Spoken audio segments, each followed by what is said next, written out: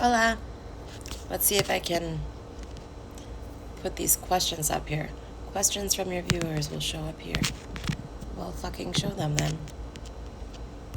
Aw, man. It doesn't let me bring up the question since it was over 24 hours. That's okay because I have my other phone here because I'm bougie like that and I have 2 iPhones because that's necessary. I treated myself for my birthday.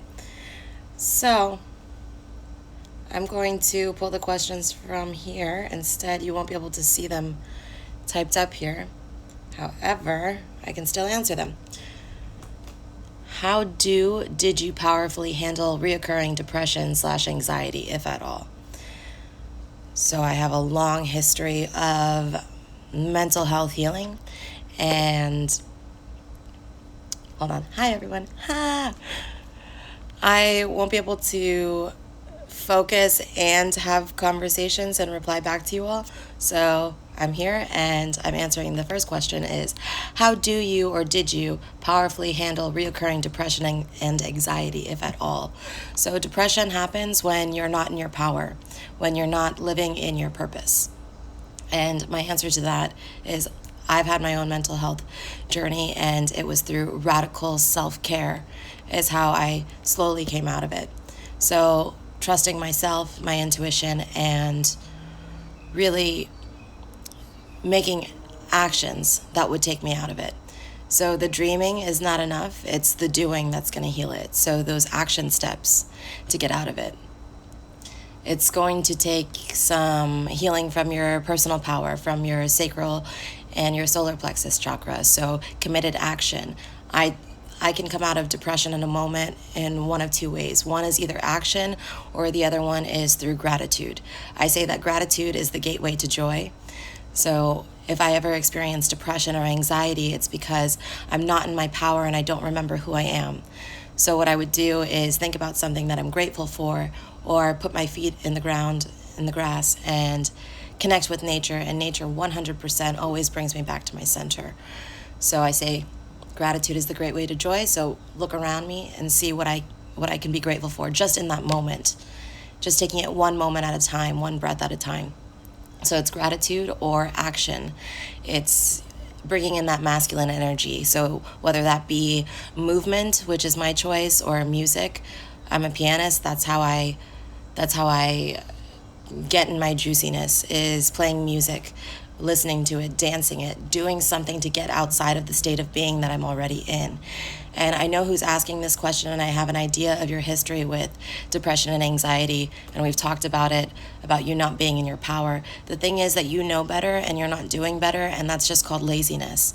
There's a difference between being wise and knowingness. It doesn't matter if you have great intuition and you get all the messages and then you don't actually listen and surrender to spirit. So take a moment and remember that you are a gift and you are medicine, and you have a service to community to be your best and highest self. So when you remember that, that's when you take the action steps. That's when you get to be of service, and it starts with being service to yourself. And I remember those times where I just couldn't get out of bed, and it didn't work for me to hear just do it and just move. That wasn't enough for me. So that's where I would go to the gratitude phase and look around me and see what I could be grateful for, and I would get high and intoxicated in that. And because I was so high, it raised my spirit. My kundalini was rising in that gratitude, because that helped me remember the beauty in life. So when I could get in that state of gratitude, it brought me to bliss and joy. And from there, then I could get out of bed. Then I could take an action step. Then I could go work out. I could run. I could move my energy. And my specific medicine is through dance. That's how I really get back into my power. So it's an entire process and a devotion to yourself. So little tiny steps, and creating healthy boundaries, and choosing what energies you allow into your system. So not being around people that are not serving your highest good. Creating clear boundaries of what you allow into you, and who you allow around you. So self-care isn't just bubble baths. Self-care is boundaries. Self-care is being in integrity. Self-care is filtering who you allow to even penetrate you. So for me, I will be extremely radical about it. I won't follow anyone. If I see one negative post or one post in victim consciousness, unfollow, unfollow, unfollow.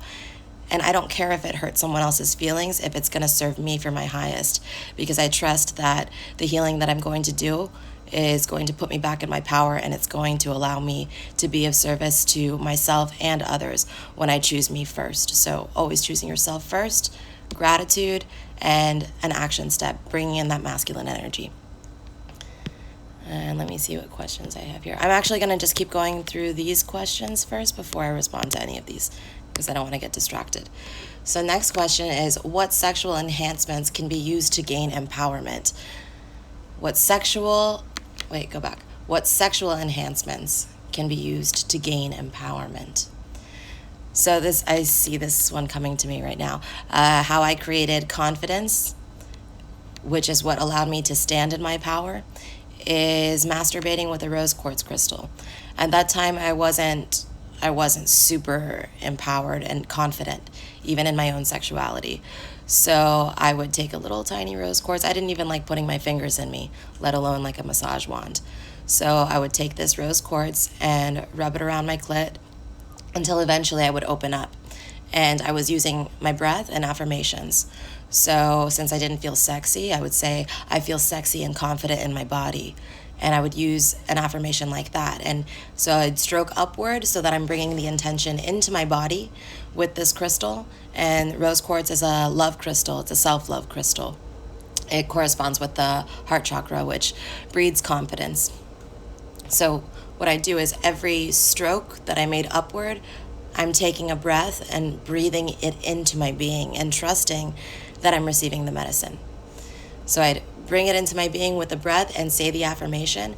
And so if the affirmation is, I am confident in my body, then I'm going to use the crystal and stroke up, I am confident in my body, and around. Like I'm going to do it in sync until eventually it creates momentum.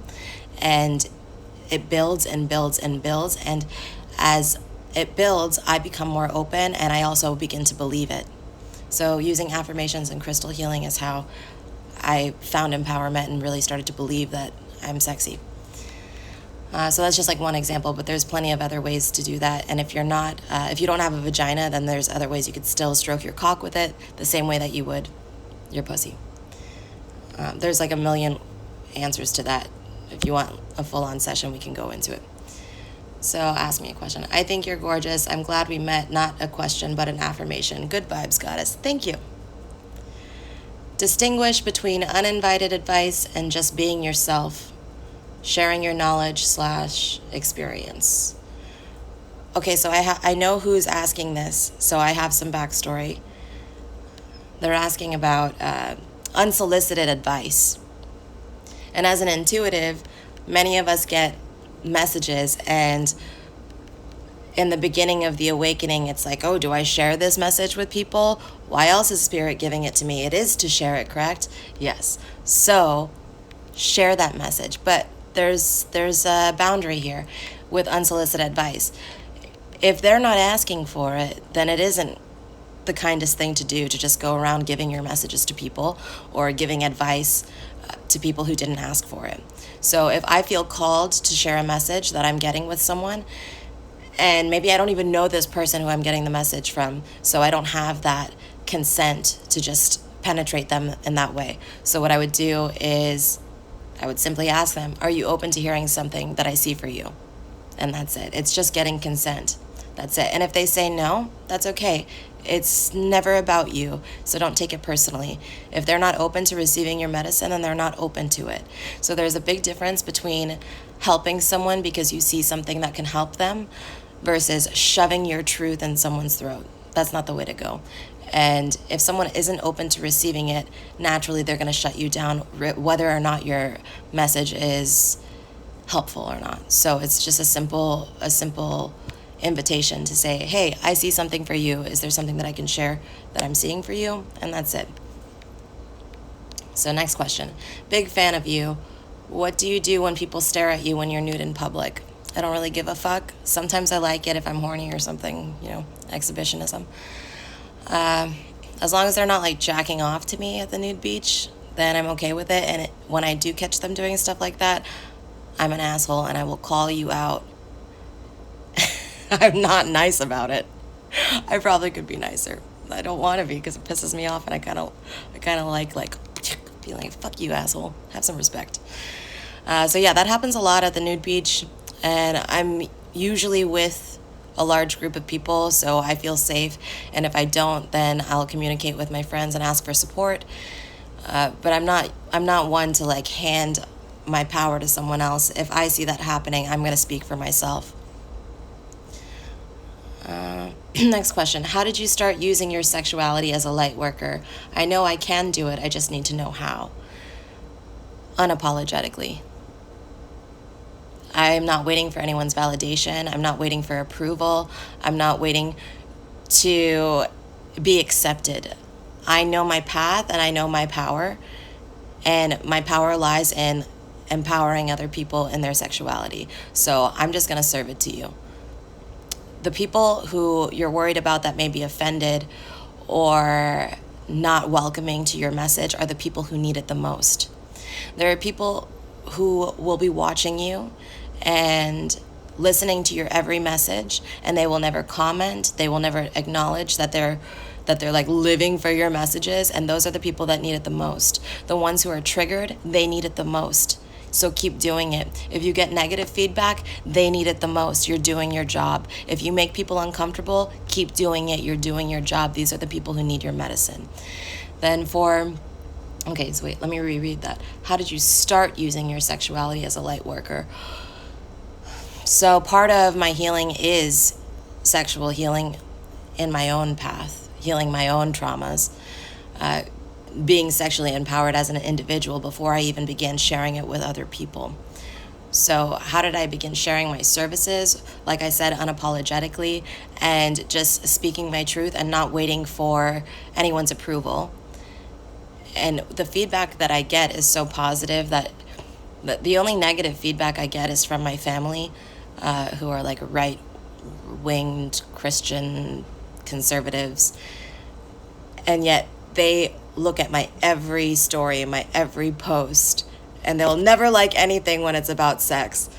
However, when it's like a simple generic message that has nothing to do with spirituality and it's just like a positive message, they'll like it. So I know these same people who are criticizing me and giving my mom shit like, how can she do this? She's gonna go to hell. Don't you know that? Da, da, da, da, da. They're watching my every fucking move. And I even had a sister-in-law who messaged me asking if she could show my brother her post and if I could coach my brother around how to please her. So I know that I'm helping people whether or not the feedback is positive or negative, and that's enough for me to speak my truth, and I'm not looking for anyone to pat me on the back about it. So if you do receive any lashback, keep fucking going because you're doing it right. Okay, how would you emerge as a light worker in a conservative, Christian, fear-based area? Unapologetically. These types of areas where there are smaller towns or like Bible Belt towns, they're who needs you the most. I used to tell a few of my friends who lived in small towns and were working with Tantra that they are more needed there than they would be in Miami or a more liberal, accepting environment, because those people there, they don't even know who to turn to talk about rape and trauma healing and shadow work and shamanism. But I bet you they have the desire, they want to learn, and they're just so stuck in their own fear-based mindset that they may not reach out. However, if you begin speaking on it and you speak your truth loudly, those people, even if privately, maybe they'll never comment, but if they message you privately, I'm saying they will message you privately because of the shame attached around sexuality, these are the people that are just waiting for someone to wake the town up. Because if you're in this town where it's not accepted, trust me, it's people who are yearning for it, and they just are looking for someone who is going to be able to talk about the stuff that I really want to know, who's going to be able to be of service with the subjects that I really need help with, who do I even go to for support. So you be that light and you be that voice for them, because they're seeking you, and there's a reason why you're in a small town with such a profound, loud message. So fucking share it. Okay, this person asks this question every damn time. Do swinging orgies enhance intimacy, chemistry through spiritual sexuality? I'm not sure. He words it differently every time too, but it's always the same question. He just wants to talk about fucking orgies. Do swinging orgies enhance intimacy and chemistry through spiritual sexuality? I'm not sure that I even understand the question. Do swinging orgies enhance chemistry through spiritual sexuality? Yeah, it can. So if you're having, I was teaching at a sacred sexuality festival, a sex magic festival in particular, and I had a tantric foursome, no penetration, but a tantric foursome with a sister and her partner and another man, and we like lined up 1, 2, 3, 4 in a row, and so it was one woman holding another man, and then the other woman holding the other man, and so it was like 1, 2, 3, 4, and we were doing tantric breath work. And so I really loved the beauty of it, that a woman was holding a man. So I'm holding a man, and then she's holding the other man. Ruffles! So the women are supporting the men, which normally, like, the masculinity is about support. In a tantric lovemaking session, it's also very beautiful to have a woman be able to hold a man and nurture them. So it's a very loving experience. So we're all 1, 2, 3, 4 lined up with the woman supporting the men to say it's okay to embrace your sexuality, and I'm holding you, I'm here for you, and we're doing the breath work and really merging as one. And then that just sort of organically expanded into, I guess you could say, a swinging foursome or orgy. So yeah, I'd say it does enhance intimacy and chemistry, because I felt super connected with all of them as if they were my lovers forever. And now we're all close friends, and I even do workshops with the other two facilitators. So yeah, absolutely. Swinging orgies can enhance sexual chemistry in spiritual sex. So yeah, you can have orgies and swing and still have sacred sexuality. Okay, next question. How do you get over your love for someone who does not love you in the same way you love them? I've totally been there. And my recommendation is to let go of all control. And all of those cliches are very appropriate for this situation. Like, if you love them, let them go. If they were meant for you, they'd come back. That's true. Time heals all wounds. That's true. I acknowledge the pain of the situation. It's just a shitty situation. And I'm not your love and light bullshit yogi. I'll just tell you as it is. It feels like shit to not be having reciprocated love. And so if you reach a state of acceptance that this person is on their own journey and maybe they're not meant for me, you can let go of control. And something to help you let go of control is to do some heart chakra healing, specifically inner child healing. So finding that joy in your life again, and even finding some passion outside of this person so that your life is not revolving around them. This is an opportunity for you to love yourself so deeply that it doesn't matter if that person loves you back. Because if you're so in love with yourself, it's no longer painful. So to move the energy, to shift it, is what I would do is find a passion. If you already have one, go back to it. Like mine is piano. When I'm heartbroken, I play piano. That's my way out. It lights me up. It helps me remember who I am, and I'm lit again. So moving the energy so that it's not you obsessing over this other person and having any expectations about this person. It's falling in love with yourself again so much that you love you so much that you can't even think about how other people are responding to you. You get to just embrace you and love you and let go of any control. So another technique I would give you is to do something that helps you let go of control, something that you have fear around. So if it's heights, Maybe like, okay, this is a drastic example, but first thing that came up to my head is skydiving, something where you feel like you are not in control, because what you're healing when you're in this mindset of this person doesn't love me back and I'm hurting is to shift the energy and move it. And if you're unable to do that in the heartbreak because you're fixated on how this person feels about you, then release control in another area of your life. So do something different that is normally fearful, and that's going to shift the energy in you, and then naturally that person will also rise to meet you there. Okay, next question. Can we chat? You can pay me to chat with you. You can pay for a session and I'll chat with you. I mean, I'll chat with plenty of people that I want to chat with, and that's by choice, out of camaraderie and friendship. But if I don't know you, I don't have a reason to get to know you, then fucking pay me for it. Time is an energetic exchange and investment. So that was, I think that was all the questions. Dun, dun, dun. Okay, cool. So I'm going to go through, that was all the questions. And then I'm going to go through these comments and see if there was any juicy yumminess. You love my scarf, thank you. What do you mean by who I am? I don't know the context of that question. I would love to hear your opinion on vertigo, balance, and dizziness problems. Okay, so that's the third eye chakra healing.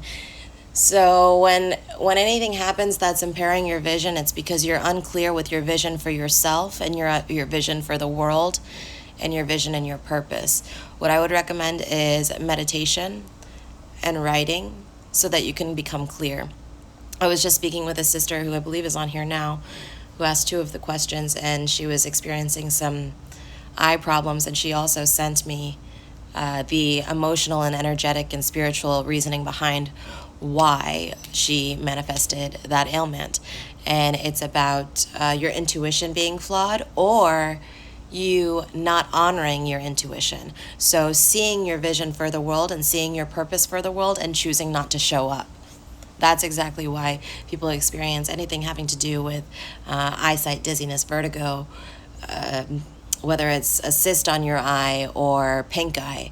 It's because, again, like knowing better and not doing better, seeing the truth and not honoring it, seeing your power and not living in your power. So how you heal that is by showing the fuck up, or if it's that you're just completely unclear of your purpose or how you can help people or how you can help yourself, it's about writing to get clear, to help your vision, to help you see clearly, to honor and trust your intuition. So it's finding clarity if you don't have it. And if you do have the clarity and you're not honoring it, then it's about showing up and being in action. And you can heal shit like that. Let's see. I've spent too much time on other people who use me instead of taking care of myself. I'm starting to understand now that I'm free from it finally. Fucking congratulations, babe. Yeah, choose you first. Once you choose you first, it's easy to help other people because you're so full. It's just like you pour over. All right, so what if these negative people need your help? Negative people, you can help negative people. What do you mean? You can help negative people. Just be clear with boundaries. And if you're one of those people who think that you're an empath, which I'm about to record a video on, because you are not an empath, you are an intuitive. An empath is a person who fears other people, and specifically because they lack accountability for their actions, their emotions, and their own life. They are a victim to life. They are the people who say, or who operate from the consciousness that life happens to me rather than for me. And people find comfort in saying, I'm an empath, because it means that they don't have to be responsible for the energy that they allow into them. They have poor boundaries. They allow other people's energies to come into them, and they call it theirs because it's an excuse to stay small. It's an excuse to not be grounded. It's an excuse to not be in your power, and you're operating from victim consciousness when you call yourself an empath. You are an intuitive, and the way to heal being an empath is coming out of victimhood and reaching accountability and responsibility and empowerment. So this happens through creating clear boundaries. What happens when you're picking up other people's energies, or if you're saying, oh, this person's negative, I can't work with them, you can work with them. You just get to be grounded and in your power and accountable for who and what you let into your being.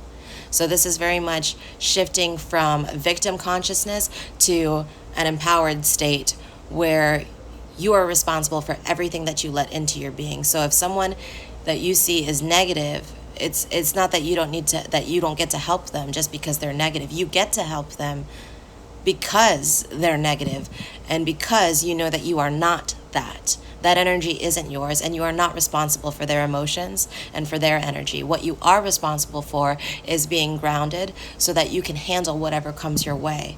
What you are responsible for is being in your power so that you can handle whatever comes your way. And don't turn down the negative people. I mean, I say no to people who reach out to work with me if I don't dig their energy.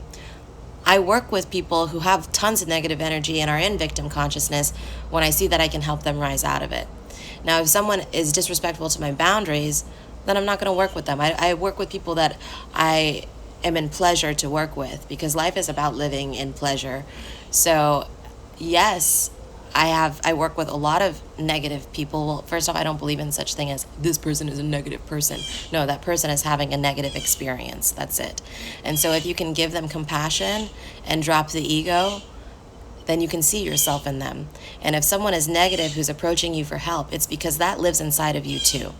So if you drop the judgment and drop the ego, then their negative vibrations don't need to be yours. You don't need to pull that into your being. And my number one key for empaths is, or people who identify as empaths, is to get in nature and ground and remember who you are. Facts. You are sexy, know this. Thank you. Nudity is everything. That's the only way I live, baby. Naked. I live naked in my clothing, in my heart space, in my spirit. I stay vulnerable. I stay authentic. I'm not worried about being liked. And since I let go of validation and approval and being liked, or being relatable even, I've only received positive feedback from, and I have a loud fucking mouth. You're so pretty, so beautiful. Thank you. You're also so pretty and handsome. And I'm so happy that you got to connect with my soul sister, Janelle. Janelle is my medicine wifey. She's who I'm creating this sexual empowerment course about releasing shame and merging spirit medicine and Tantra into sexuality. And she is just a pure goddess. And I love her shadows. I love her light. I love all of her. I accept all of her. And she's one of my favorite mirrors to look into. That was so powerful. Thank you for your wisdom. I had to cry it out. Fuck yes, cry it out. Release that shit. You don't need it. I only live naked too. Yeah, thank you. So, if you guys have any other questions, you can type them in now. And if not, then I'll sign up. Yo, I am so free too. That's the only way to live. So when I died, I went to, the second time I died, I went to the happy place where it's home, the cosmos. And I describe that place like heaven, something like heaven. In 3 words, I say freedom, unconditional love. And that's 2 words, but whatever. Freedom, love, and expansion. So it just felt like this bigness of, like I was just flying everywhere, and I could do anything and everything and merge in different bodies and be in multiple places at once. There was no limits. It was pure freedom. Hello, my friend, my original nude muse, and it's so good to see you and hear your voice again. Artistically sexy, yeah, so my voice is a lot different after the ventilator. Now I have this sexy, sultry, raspy voice that I am not complaining about. This is the photographer that I was working with since I was like 19 years old at Artistically Sexy. We've got some awesome shots from when I was plus size to when I was like 98 pounds. Anyone else have any questions or comments before I sign off? Freedom, love, and expansion, yes. I'll give y'all a moment to type if you have any questions. And in the meantime, I'll plug in my next course, which is a yoni healing course on how to self-pleasure, to cultivate sexual energy and channel it to create miracles.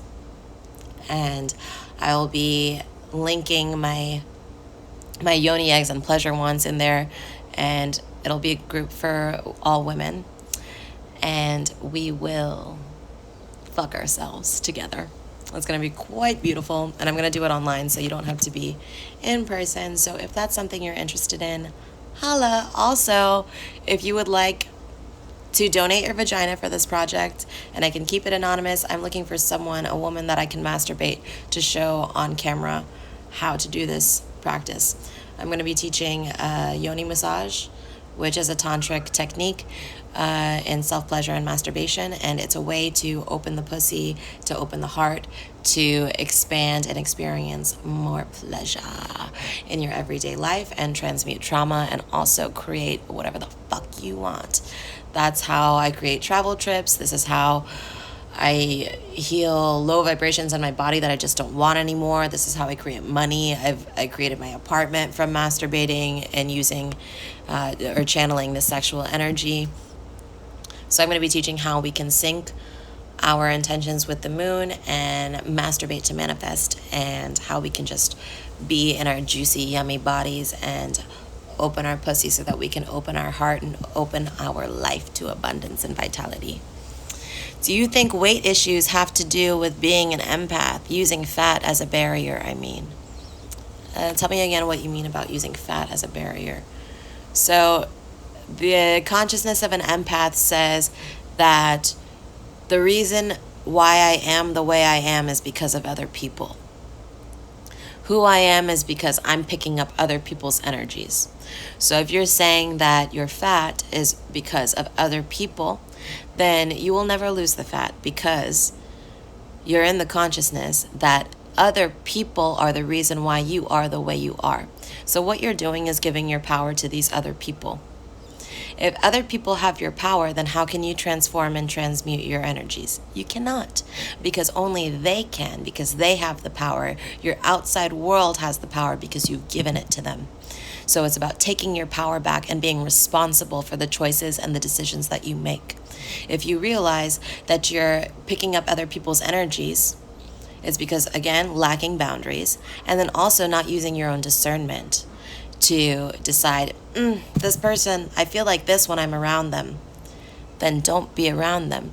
Be extremely radical in your self-care, that there is no way that you can be around these people. It's loving yourself so much that you can say fuck off. And I mean it to even family. When I realized I was in victim consciousness and a lot of my autoimmune diseases were because I was picking up other people's energies. No, it's because I wasn't responsible for my own boundaries, and I wasn't strong enough to speak in my power and say, I don't need to be around this, and so I won't. And honestly, I was kind of an asshole about it. I was tired of explaining to my family that I was taking care of myself when I was choosing not to go to certain events with family or be around toxic people. And so what? Like, I figured, I'm doing this for the long run. This is for the highest good of me and the highest good of you. If I keep allowing myself to be around toxic people, whose fault is that but mine? That's my choice. So instead, I was just like, I don't want to go to this. I'm not going to this because I choose to love me instead. And if that hurts you, it's your choice to choose pain, not mine. If you know that this is in my best interest, and if you love me, then you would respect my boundary. If they argue with you about it, that it's rude to cut people off or whatever, they're not for you anyways. Don't wait to be understood and stop waiting for the approval and the validation. Be relentless in your boundaries and your self-care and your self-love. That's the key, man. It doesn't matter if you hurt other people. That's not your responsibility. Other people's emotions are not your responsibility. Have you watched The Spirit? Oh, by the way, let me go back to Selenia. Do you think weight issues have to do with being an empath, using fat as a barrier? I think weight issues have to do with you not being in your power and an unwillingness to digest the world as it truly is, an unwillingness to see the beauty and the sweetness of life. Any sort of digestion traumas in the body are a result of not being able to digest the world as it truly is. So I can relate to that. I had a feeding tube. I've had paralysis of the stomach, a whole bunch of shit. And it was about me giving my power to my mother. I was living my mom's life. She was living vicariously through me. And because I was so disempowered, I saw that as a validation. I thought, that I was loved if I made my mother happy and lived her life. That shit didn't work for long. It made me physically ill. And so I took my power back by loving myself and loving my body and what I put into it. And all of that stomach stuff healed. I started seeing the world as it truly is, and it's just an opportunity for love and growth rather than the world happening to me. And that's really what pushed me in my power. Have you watched The Spirit? No, I have not. As a way to protect ourselves from others' energies. No, I don't think that fat is a way to protect yourself from other people's energies. I think that's a cop-out. I think that's a cop-out for sure. To not be responsible for not loving your body. I didn't realize this actually until Shaman Durek said I was overweight because I took in people's suffering. Yeah, that's the same empathic shit, but you didn't do it as a power move. You did it to not be in your power. You did it so that you don't have to be responsible. You did it so that you don't have to claim the accountability that it takes to heal yourself. Because if it's other people's energies, then it's never your fault, and then you never have to do anything about it. So if you make it your responsibility, you take your power back. You start feeding your body. Saying that fat is a barrier of protection is a cop-out. It's saying I don't get to be responsible for my body because other people are doing this for me and because life is happening to me rather than for me. That's victim consciousness. What do you mean by living my mother's life? Did you do the things she did, such as hobbies, etc.? So by living my mom's life, I meant everything. I did anything to make her happy.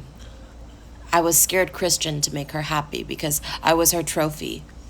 So she gained pleasure out of showing me off. So if it made her happy, I would do it. So if it meant getting straight A's, then I would get straight A's, and I would not love my body if that's what it took. I would compromise who I am. I would be out of integrity. I would do whatever it took to make her happy if I got a pat on the back from mommy. Because I was in my victim consciousness, because I was disempowered. So even dating, I was dating guys that I just like, oh my gosh, like the little country boys, like the nice guys that want me to not work and not curse, not be me. It was just awful. It was awful. And I did it because at least mommy liked it. My mom liked it. My mom approved. So that was my payoff, was making my mother happy. And I didn't realize that I had given my power to my mother and that I was living my life for her approval until I really started realizing what energy healing was and the root of disease and the mind, body, and spirit connection. And then I took it back. I was just like, fuck your shit. You have your own life. Go do your shit. We're still really close, and she doesn't understand everything that I talk about, but she sees the impact that I'm making, and people message her even and say, congratulations on the daughter you raised, blah, blah, blah. So she still gets that trophy response of like, oh, look at my daughter, look at what I did, because my daughter's so amazing. She still gets it, but now it's by me being in my power, people are messaging her about my spiritual gifts and the impact and transformations that I help other people with. Whereas before she was like, don't share that shit because you're going to go to hell, you little voodoo witch. I am a witch, not a voodoo witch, by the way. I'm a spirit medicine woman, meaning spirit medicine as in the shadow work, the emotional healing, and using the elements to heal, rather than using tools like crystals. I mean, I do use crystals and stuff, but I believe in self-mastery, that we have everything we need all the time to heal and transform. And for me specifically, I found that when I was in paralysis and medications were not helping me because I was dying. So that was not an option. So instead, I saw the emotional connection to the body and to spirit, and I started healing the emotional shit and doing the trauma work and the shadow healing, and then my body followed. I love my bluntness. Thank you. Thank you. Thank you. Wow, I'm so glad you healed it. What was the turning point for you? Dying. my whole physical journey. I mean, I wanted my life back. My turning point was when I realized that doctors were serious when they were giving me a death sentence, when they were telling me how long I had. I was just like, there's no way. I'm fucking 25. There's no way. Well, I'm 29 now. But there's no way that I have all of these gifts and to die this young. No, there's no way that I died and came back to just like sit here and waste my life in a hospital bed. Like, fuck this. So yeah, alternative healing was expensive, and I was on Social Security disability. I didn't have the funds to go the whole holistic route. I didn't even know who to turn to. So I just started researching energy healing or the emotional and spiritual reasons behind a disease. And I looked into chakra healing, and I saw all of the physical ailments in my body, and I looked for the emotional reasons behind them.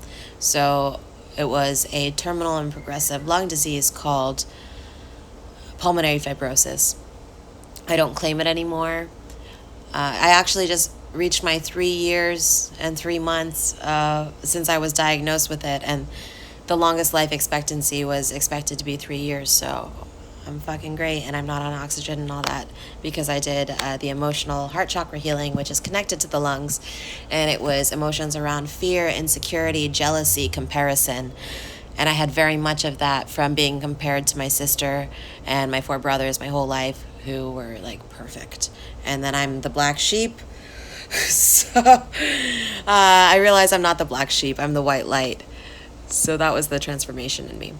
How old was I? I was 25 years old. This is back in August. I went to Dominican Republic, Punta Cana, on vacation, and I caught something called an airborne virus, Legionnaires disease. It's here in the States too, though. It's from like poor ventilation. You breathe it in.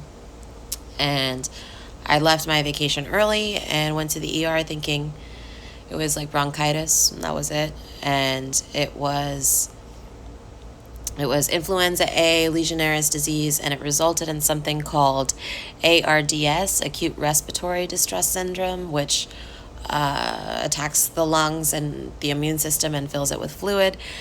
And so that's how I was attached to a ventilator and put into a medically induced coma and a medically induced paralysis, so that the protocol is doing whatever it takes to save a life in the hospital. So they paralyzed me, full body paralysis, so that I could just focus on breathing on the ventilator, even if that meant that I would be on the ventilator for the rest of my life. At one point, they did not believe that I would even make it to live on the ventilator, and just after churches from all walks of life praying for me, and 3 days after my mom got the call that the doctors were like, oh, come here, you got to say goodbye to your daughter, call in the family, blah, blah, blah. Then all of these churches, temples, whatever, every fucking walk of faith, just massive prayers. And I do believe that it was Spirit who gave me that miracle. And then after that, miracle after miracle, I started moving my fingers. And I remember when I moved my fingers, it's my right hand, I was like, yo, guys, if my fingers can move and you're telling me that I'm never going to move again, then how are you going to tell me that I can't walk again? Like, fuck you guys. You don't know what you're talking about. I believe in magic, and I'm transforming this shit. Did you say you were paralyzed? Yes. You have a powerful story, and that's usually how great healers are born. Thank you. Yeah, definitely Chiron, the wounded healer. That's me. That was my shamanic death, and also my initiation into this path.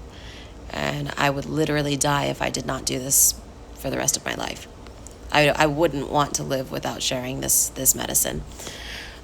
Beautiful story and journey. Thank you.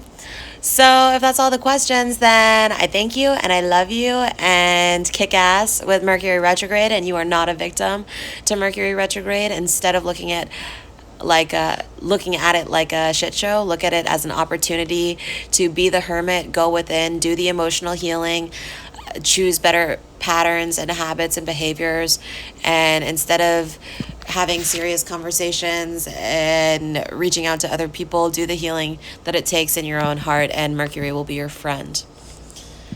I'm having an awesome Mercury retrograde. It kind of just I had a rough point a few days ago, healing unworthiness that stemmed from my romantic relationship, and it was so beautiful too, because once I acknowledged that, okay, this is not the truth. This is not true. I remember who I am. Spirit helped me.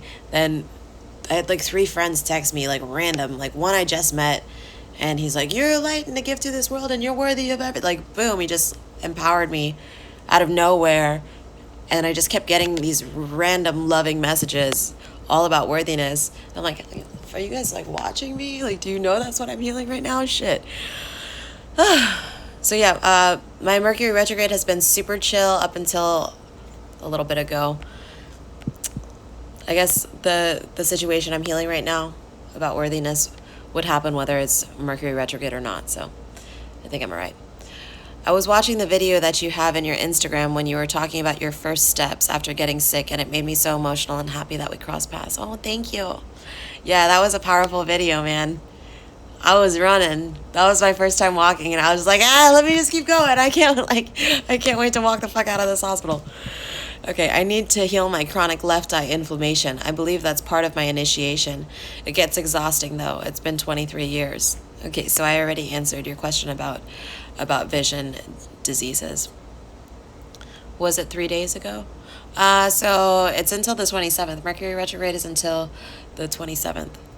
The best for you and all. Thank you. Okay. Is that it? All right. I love you guys.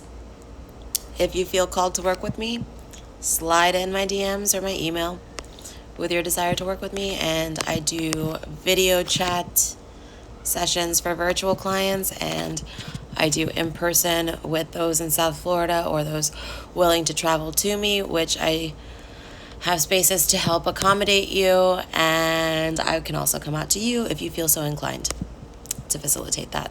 Thank you, and I love you all, and have a smooth Mercury retrograde, and choose this time to love the fuck out of you. Mwah!